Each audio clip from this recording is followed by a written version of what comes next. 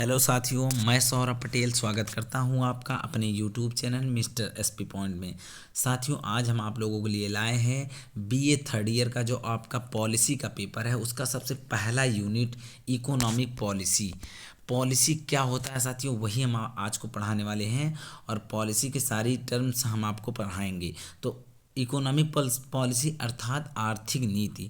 आर्थिक नीति की अगर परिभाषा हम बताएं आपको तो आर्थिक नीति से आशय है उन सरकारी नीतियों से जिनसे किसी भी देश की आर्थिक क्रियाकलापों का नियमन होता है। तो साथियों, आप लोग इस परिभाषा को यदि अच्छे से ना समझे हो तो चलिए हम आपको बेहतरीन और अपने भाषा में आपको अच्छे तरीके से समझाते हैं। एग्ज़ाम के पॉइंट ऑफ व्यू से हम आपको पूरी तरीके से तैयारी कराएंगे। साथियों, आप यदि अभी आपको बता दे रहे हैं इस चैनल पर नए हों तो पहले चैनल को सब्सक्राइब कर लीजिएगा, क्योंकि इकोनॉमिक्स के आपको सभी लेक्चर प्राप्त होंगे हमारे इसी यूट्यूब चैनल के माध्यम से। और पुराने भी कुछ वीडियो जो पड़े हैं आप सभी प्लेलिस्ट में जा कर के देख सकते हैं। तो चलिए हम आपको बताते हैं भावी जो हमारा पॉलिसी है, पॉलिसी कहते किसको हैं। तो पॉलिसी की परिभाषा अगर सरल शब्दों में बात की जाए तो भावी उद्देश्य की जो प्राप्ति हेतु अपनाई गई कार्यप्रणाली अथवा रणनीति को हुई नीति की संज्ञा दी जाती है। कहने का मतलब साथियों, आपकी जो भावी आपकी आने वाली जो उद्देश्य प्राप्ति की नीति है या प्रणाली है जिसे हम रणनीति के नाम से बोलते हैं, उसी को हम लोग नीति की संज्ञा देते हैं अर्थात नीति का नाम देते हैं। नीति का मतलब आपको अंग्रेजी में पता होगा, पॉलिसी कहते हैं। अर्थात किसी राष्ट्र के विभिन्न क्षेत्रों जैसे सामाजिक, आर्थिक, राजनीतिक और पर्यावरणीय इत्यादि के संबंध में समस्याओं के निवारण हेतु अपनाया गया उपाय नीति कहलाता है। आप नीति की परिभाषा देख चुके हैं। इसके अलावा आपको बता दें, नीति जो होता है एक क्या काम करता है। आर्थिक नीति जो होता है इसके अंतर्गत आपको जो करों के स्तर अर्थात आपको बताएं कि करों का जो स्तर होता है उसको निर्धारित करना पॉलिसी के अंदर काम होता है। सरकार का जो बजट होता है उस पर इसका काम होता है। मुद्रा की आपूर्ति पर पॉलिसी काम करती है, जो कि अलग अलग पॉलिसीज आती हैं। और इसके साथ साथ आपको बता दें, श्रम बाजार, राष्ट्रीय स्वामित्व तथा अर्थव्यवस्था में सरकार के हस्तक्षेप के अनेक क्षेत्र आते हैं। कहने का मतलब इस पॉलिसी के अंतर्गत आप इतनी बातों को ध्यान समझिएगा। आपको बता दें साथियों कि आर्थिक गतिविधि को बढ़ाने के लिए जो हमारी इंडियन पॉलिसी है या इंडियन पॉलिसी या फिर किसी भी देश की पॉलिसी या नीति जो क्या करती है, आर्थिक गतिविधि को बढ़ाने के लिए 3 प्रकार के संसाधनों की आवश्यकता होती है। सबसे पहले मैं बता देता हूं कि आपको 3 संसाधन कौन कौन से हैं, उसके बाद इकोनॉमिक पॉलिसी के हम टाइप्स बताते हैं। तो जो आपके 3 संसाधन हैं साथियों, वो अपने तरीके से मैं आपको ज़्यादा से ज़्यादा बताने का प्रयास करूंगा, इसलिए वीडियो में हमारी बातों को भी ध्यान से सुनिएगा और चाहिएगा तो वीडियो पॉज करके उसको नोट भी कर लीजिएगा। तो आर्थिक जो हम बता रहे हैं गतिविधि को बढ़ाने के लिए 3 प्रकार के संसाधनों की आवश्यकता होती है, जिसमें हम लोग प्राकृतिक संसाधन, मानव संसाधन एवं मानव निर्मित संसाधन का प्रयोग करते हैं। उदाहरण के लिए आप कह सकते हैं पूंजी, मनी और तकनीकी। इन सारी चीज़ों को प्रयोग हम आपको पॉलिसी में दिखाएंगे। तो चलिए हम अब आपको बताते हैं पॉलिसी जो होती है वे कितने प्रकार की होती है। सामाजिक नीति सबसे पहले आप देख ले हैं, सामाजिक नीति। दूसरा होता है आर्थिक नीति, तीसरा होता है राजनीतिक नीति और चौथा क्या होता है, पर्यावरणीय नीति। तो इस प्रकार से नीतियों में और आगे हम लोग कई प्रकार की पॉलिसीज़ पढ़ेंगे, जैसे कि आगे हम पढ़ेंगे पॉवर्टी पॉलिसीज़ बहुत सारी आएंगी और अनएम्प्लॉयमेंट पॉलिसी और पॉपुलेशन पॉलिसी और जो आप एग्रीकल्चर पॉलिसी, ये सारी पॉलिसीज़ ये आपकी आर्थिक नीति के अंतर्गत देखी जाती हैं। और सामाजिक नीति के अंतर्गत जाति जो कास्ट पॉलिसी आती है वो आती है। और राजनीतिक नीति के अंतर्गत आपकी राज्य व्यवस्था से संबंधित में जो भी नीतियाँ होती हैं वे सभी नीतियाँ आती हैं। तो इतना आपको हिंट हमने दे दिया। आर्थिक नीति के तहत एग्रीकल्चर पॉलिसी अर्थात किसी का पिछड़ापन के होने के कारण जो नीतियाँ आती हैं वो आर्थिक नीति के अंतर्गत आती हैं। और बेरोजगारी की अगर बात की जाए, अनएम्प्लॉयमेंट की, तो अनएम्प्लॉयमेंट पॉलिसी भी आर्थिक नीति के तहत आती है। एंड पॉवर्टी, गरीबी का जो नीति आती है वो भी आर्थिक नीति के चलते आती है। कहने का मतलब अब हम आपको बता दें कुछ जगहों पे आपको इकोनॉमिक पॉलिसी की जो टाइप्स ऑफ इकोनॉमिक पॉलिसी जो मिलती है वो आपको इस तरीके से मिल सकती है कि आपको दे दिया जाएगा साथियों कि इकोनॉमिक जो पॉलिसी होती है वे आपको समष्टि भावी आर्थिक नीतियों के प्रकार से, राजकोषीय नीतियों के प्रकार से और मौद्रिक नीति और व्यवहारिक नीति से, ये सारी प्रकार की नीतियों को आपको देखने को मिल सकता है टाइप्स ऑफ इकोनॉमिक पॉलिसी की अगर बात की जाए। तो उसके अलावा हम आपको सबसे पहले आपको बता दें आर्थिक नीति होती क्या है। इकोनॉमिक पॉलिसी का हमने सबसे शुरुआती दौर में ही आपको इसकी परिभाषा को परिभाषित कर दिया गया है। पर जो हमारी पॉलिसी की परिभाषा है उसी के संबंध में मैंने इसको भी समझा दिया है आपको। तो फिर से आपको बता देते हैं, किसी राष्ट्र की आर्थिक उद्देश्य की प्राप्ति हुई तो अपनाई गई कार्यप्रणाली आर्थिक नीति कहलाती है। चूँकि आर्थिक नीति की आर्थिक गतिविधियों का विश्लेषण का दो प्रमुख स्तर माना जाता है, इसी प्रकार आर्थिक गतिविधियाँ भी दो प्रकार की होती हैं। आर्थिक गतिविधियों में क्या होता है, व्यष्टि अर्थशास्त्र और जो व्यष्टि भावी अर्थशास्त्र होता है माइक्रो इकोनॉमिक्स, दूसरा होता है समष्टि भावी अर्थशास्त्र।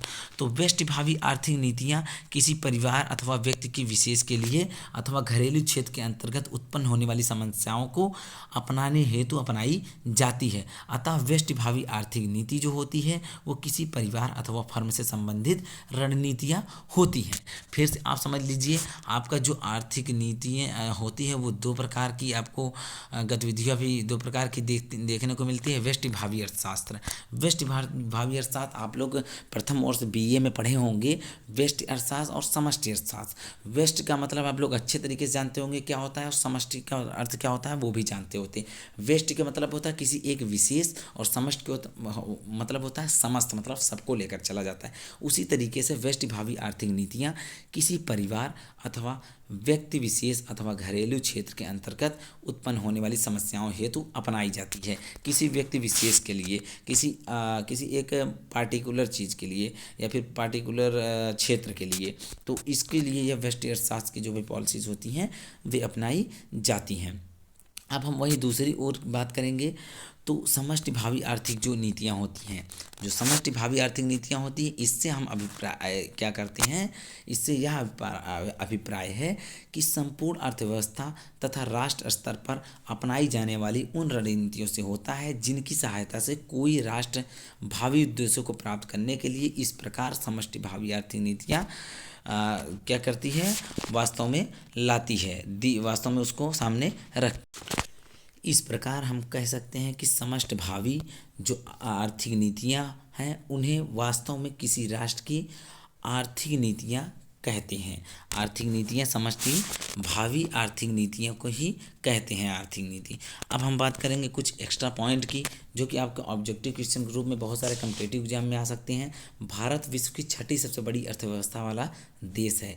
पहले पे यूएसए है, दूसरे पे क्या है आपका चाइना है, तीसरे पे जापान है, चौथे पे क्या है जर्मनी है, और पाँचवें पे फ्रांस है, और छठवें पे इंडिया है। तो इंडिया आपकी वर्ल्ड की लार्जेस्ट इकोनॉमिक्स में सबसे लार्जेस्ट तो नहीं है, लेकिन 6वें नंबर पर सबसे बड़ी अर्थव्यवस्था वाला देश है इंडिया। अब आगे हम लोग बात करते हैं समष्टि भावी आर्थिक नीतियाँ आर्थिक गतिविधियों की संरचनात्मक दिशा देने का प्रयास करती हैं तथा इसके अंतर्गत ऐसे निर्णय लिए जाते हैं जिसकी संपूर्ण अर्थव्यवस्था के निष्पादन एवं प्रदर्शन में सुधार किया जाता है। आपको हम बता दें फिर से साथियों कि समष्टि भावी जो आर्थिक नीतियाँ होती है, इसको समझना मतलब आपको आर्थिक नीतियाँ समझ में आ गया। आर्थिक गतिविधियों के सकारात्मक दिशा होने के प्रयास करती हैं, दिशा देने का जो ये प्रयास करती है, तथा इसके अंतर्गत समष्टि भावी आर्थिक नीतियों के अंतर्गत जो भी निर्णय लिए जाते हैं जिससे अर्थव्यवस्था में निष्पादन एवं प्रदर्शन में सुधार किया जा सकते। समष्टि भावी जो आर्थिक नीतियाँ होती हैं उसका उद्देश्य होता है कि जो अर्थव्यवस्था होती है उसका स्वरूप उसी पर निर्भर करता है समष्टि आर्थिक नीतियों के ऊपर।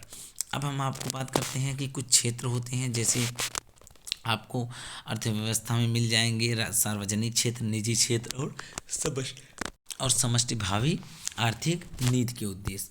तो समष्टि भावी आर्थिक नीति के उद्देश्य के साथ साथ हम आपको देखेंगे, इसमें हमको अर्थव्यवस्था में देखने को मिलते हैं पूंजीवादी सबसे पहले मिलता है कैपिटलिस्ट। इसमें जो मिलता है आपको कम प्रभावशाली आपको मिलता है। और प्रभावशाली जो हमारा रूरल एरिया होता है, पब्लिक सेक्टर होता है, पहले सार्वजनिक क्षेत्र। सबसे पहले बता दें कि पूंजीवादी देश में क्या होता है, ये सारी अर्थव्यवस्थाओं की बात करेंगे और इधर हम क्षेत्र की बात करेंगे। जैसे सबसे पहले है पब्लिक सेक्टर और दूसरा प्राइवेट सेक्टर, तीसरा है समष्टिभावी आर्थिक नीति के उद्देश्य। तो इन सारे चार्ट को आप लोग समझते चलिएगा। क्या है यहाँ पर है पूंजीवादी। पूंजीवादी जो है ये अर्थव्यवस्था होती है एक कैपिटलिस्ट जिसको बोला जाता है। इसमें सार्वजनिक क्षेत्र कम प्रभावशाली होता है और प्रभावशाली कौन होता है, प्रभावशील कौन होता है, वो निजी क्षेत्र होते हैं। क्योंकि कैपिटलिज्म में पूंजीपतियाँ अर्थात उद्योगपतियों का ही सरकार कही जाती है और यहाँ पर निजी क्षेत्र को ज़्यादा महत्ता दी जाती है, ज़्यादा प्रायोरिटी दी जाती है। प्राइवेट सेक्टर को अर्थात प्राइवेट सेक्टर ये होता ही है और आर्थिक लाभ की प्राप्ति होती है। मतलब अधिकतम लाभ की जो है वो प्राप्ति होती है। क्योंकि कैपिटलिज्म जो जो कैपिटलिस्ट कंट्रीज़ होती हैं वहाँ पर जो पूंजीवादी अर्थव्यवस्था होती है वो कैपिटलिस्ट इकोनॉमिक्स में बहुत ज़्यादा अधिकतम लाभ होता है, आर्थिक नीतियाँ जो होती हैं अधिकतम होती हैं। उसके बाद सोशलिस्ट की बात करें, समाजवादी अर्थव्यवस्था की बात करें तो इसमें हम लोगों को सार्वजनिक क्षेत्र में अधिक प्रभावशाली देखने को मिलता है और जो प्राइवेट सेक्टर होता है उसमें कम प्रभावशील देखने को मिलता है। और आपको जो समष्टिभावी आर्थिक नीतियों का उद्देश्य जो होता है वह कल्याणकारी समाज की स्थापना के लेकर के होता है। उसके अलावा साथियों हम बात करेंगे आपको मिक्स्ड इकोनॉमी की। मिक्स्ड इकोनॉमी अर्थात मिश्रित अर्थव्यवस्था। इसमें हम लोग देखेंगे सार्वजनिक क्षेत्र में क्या होता है, साथ साथ क्या होता है इसका प्रभाव पड़ता है। और किसमें साथ साथ आपका प्राइवेट एंड निजी क्षेत्र और सार्वजनिक क्षेत्र दोनों में साथ साथ इसका प्रभाव पड़ता है। और जो इसका समष्टिभावी आर्थिक लाभ का जो उद्देश्य होता है ये न्यूनतम लाभ के साथ साथ सामाजिक आर्थिक कल्याण की बात करता है। तो इस प्रकार से हम लोगों ने इसके कुछ टिप्स देख लिए जो कि आप लोगों को समझ आया होगा। अभी हम इकोनॉमिक पॉलिसी के कुछ और भी टर्म्स के ऊपर बात करेंगे। तो वीडियो में अंत तक बने रहिए। अगर हमारा ये वीडियो लेक्चर आपके लिए अच्छा लगा हो तो इस वीडियो को देखने के बाद आप चैनल को सब्सक्राइब जरूर करिएगा। इस प्रकार आगे हम लोग चलते हैं। इस प्रकार से निष्कर्ष निकाला जा सकता है कि समष्टिभावी आर्थिक नीति का उद्देश्य भिन्न भिन्न अर्थव्यवस्था में भिन्न भिन्न प्राप्त होता है। कहने का मतलब हमने अभी आपको यही बता रहे हैं कि समष्टिभावी आर्थिक नीति क्या होती है। क्योंकि समष्टि जो आर्थिक नीतियाँ होती हैं वही उसके अंदर दो प्रकार की नीतियाँ आती हैं, जिसे व्यष्टिभावी आर्थिक नीतियाँ और आपका समष्टिभावी आर्थिक नीतियाँ आती हैं। तो इन दो प्रकार की नीतियों में हमको पढ़ना क्या होता है, वो समष्टिभावी आर्थिक नीतियाँ। तो समष्टिभावी आर्थिक नीतियाँ हम पढ़ते पढ़ते आपको निष्कर्ष निकाल कर यह बताते हैं कि समष्टिभावी आर्थिक नीति का जो उद्देश्य होता है वह भिन्न भिन्न अर्थव्यवस्था में भिन्न भिन्न होती है। तो इस प्रकार से विकसित राष्ट्रों के अंतर्गत मुख्यतः आर्थिक जो समस्याएं होती हैं जो उत्पादन स्तर से संबंधित होती हैं। इसी प्रकार विकसित राष्ट्रों में समष्टिभावी आर्थिक नीति का एक प्रमुख कारण उद्देश्य उत्पादन स्तर में 0% जो प्रतिशत वृद्धि लाने से होता है। किंतु विकासशील राष्ट्रों में आर्थिक परिवेश के अंतर्गत समस्याएं बहुआयामी होती हैं। इसी प्रकार विकासशील राष्ट्रों के अंतर्गत समष्टि भावी आर्थिक नीतियाँ के निम्नलिखित उद्देश्य प्राप्त होते हैं। तो इस प्रकार की अर्थव्यवस्थाओं में अलग अलग अर्थव्यवस्थाओं में समष्टिभावी आर्थिक नीतियाँ अलग अलग आंकड़े लेकर आती हैं। उसके बाद थोड़ा सा और बात करेंगे उच्च समृद्धि दर। उच्च आर्थिक समृद्धि दर, आर्थिक समृद्धि का अभिप्राय है उत्पादन से। उत्पादन स्तर अर्थात जीडीपी 0% जीडीपी जो होता है आपका वो प्रतिशत वृद्धि से होता है। जीडीपी के प्रतिशत वृद्धि से आप लोग देख सकेंगे साथियों कि आर्थिक समृद्धि से अभिप्राय जो हमने बताया अर्थात उत्पादन स्तर में आई है। क्या बताया साथियों, उत्पादन स्तर में आई जो आपकी कमी होती है वो उत्पादन स्तर में आई वृद्धि आर्थिक समृद्धि को दर्शाती है, कमी को नहीं दर्शाता। जो उच्च समृद्धि दर होता है, उच्च आर्थिक समृद्धि दर होता है, ये उत्पादन स्तर में आई वृद्धि के आर्थिक समृद्धि दर्शाती है। विकसित राष्ट्रों के अंतर्गत साथियों आपको बता दें कि विकसित राष्ट्रों के अंतर्गत समृद्धि उत्पादन स्तर में अधिकाधिक वृद्धि से संबंधित होती है। किंतु विकासशील राष्ट्रों के अंतर्गत आर्थिक समृद्धि का अभिप्राय न केवल उत्पादन स्तर से प्रतिशत वृद्धि से भी होता है। आपको साथियों थोड़ा यहाँ पर कुछ चीज़ें आउट ऑफ हो रहा हो, क्योंकि माइंड, क्योंकि बोरिंग से लग रहा होगा, बहुत ब्रॉड होता है साथियों ये सब चीज़ें पढ़नी, आपको पढ़ना पड़ता है। उसके अलावा मैं बता रहा था कि बल्कि उत्पादन स्तर जो होता है, उत्पादन का जो स्तर होता है साथियों, वो क्या होता है आपका, एक मिनट कहाँ चला गया, स्क्रीन आपकी गायब हो गई थी। तो देखिए आपका जो उत्पादन स्तर होता है साथियों, उसमें जो प्रतिशत वृद्धि होता है उसका प्रभाव शिक्षा एवं स्वास्थ्य पर भी पड़ता है, और विकास एवं गरीबी निवारण, रोजगार, यातायात, परिवहन, दूरसंचार इत्यादि पर भी दिया जाता है। अतः विकासशील राष्ट्रों की उच्च आर्थिक प्रवृत्ति जो होती है वे विकास दर से संबंधित होती है। अब हम बात करेंगे साथियों कुछ और पॉइंट्स पर, जैसे कि आपको देखने को मिलता है कि भुगतान से संतुलन होता है, विनिमय दर स्थिरता होता है, संतुलित क्षेत्र समृद्धि होता है, जिसे हम लोग ग्रोथ है, आप लोग कहते हैं प्राइमरी सेक्टर ग्रोथ भी कहते हैं, ग्रोथ ऑफ सर्विस सेक्टर। तो ऐसे कई प्रकार के सेक्टर्स होते हैं जो कि इकोनॉमिक पॉलिसी में काम करते हैं, जैसे आय का एक समान वितरण होता है। बहुत तमाम पॉलिसीज़ हैं साथियों जो कि आप लोगों को बहुत बेहतरीन तरीके से पढ़ना चाहिए। आपको मैं बता दी साथियों, आज हमने क्या पढ़ा है, पॉलिसी। साथियों आज हम लोगों ने क्या पढ़ा, पॉलिसी। पॉलिसी को हम लोगों ने अच्छे से समझा है, और पॉलिसी की परिभाषा, पॉलिसी के types of economic policy, policy क्या कार्य होते हैं, पॉलिसी कितने प्रकार के होते हैं, और किस टाइप की पॉलिसीज़ किस में आती है, ये सारी चीज़ें आप लोगों ने समझ लिया साथियों। तो हम लोगों ने आज बढ़िया तरीके से, अच्छी तरीके से नीति को हम लोगों ने पढ़ लिया है। अब हम लोगों ने नीति को पढ़ लिया है, तो अगले वीडियो में आपको बता रहे हैं कि हम आपको पॉपुलेशन पॉलिसी, और जो आपकी पॉवर्टी पॉलिसी होती है, और आपका जो एग्रीकल्चर पॉलिसी होती है, और अनएम्प्लॉयमेंट पॉलिसी, ये चारों टॉपिक लगातार वीडियो अपलोड करेंगे। आप यदि हमारे चैनल पर, फिर से कह रहा हूँ, नए हैं तो चैनल को सब्सक्राइब कर लीजिए। और तो और आपको यदि हमसे डायरेक्टली जुड़ना है और आपको इकोनॉमिक्स के ग्रुप में ऐड होना है, तो आप मेरे से इसी वीडियो के डिस्क्रिप्शन में जाइए, और आपको वहाँ पर मिल जाएगा आपका ग्रुप की लिंक, और हमारे सोशल मीडियाज़ की लिंक, जैसे कि इंस्टाग्राम, ट्विटर, फेसबुक, और मेरा प्यारा सा कॉन्टैक्ट नंबर मिल जाएगा, जिससे आप डायरेक्टली हमसे व्हाट्सएप पर जुड़ सकते हैं। तो साथियों आज के लिए बस इतना ही, मिलेंगे अगले लेक्चर में आपको पॉलिसी के साथ में, और एक अलग पॉलिसी लाएंगे, जैसे कि पूरा पॉपुलेशन ही ला देंगे, या फिर पूरी पॉवर्टी का लेक्चर ला देंगे, या फिर आपको अनएम्प्लॉयमेंट की लेक्चर ला देंगे। इस प्रकार आपको हम कोई ना कोई बढ़िया टॉपिक लेकर ज़रूर आने वाले हैं बहुत ही जल्द।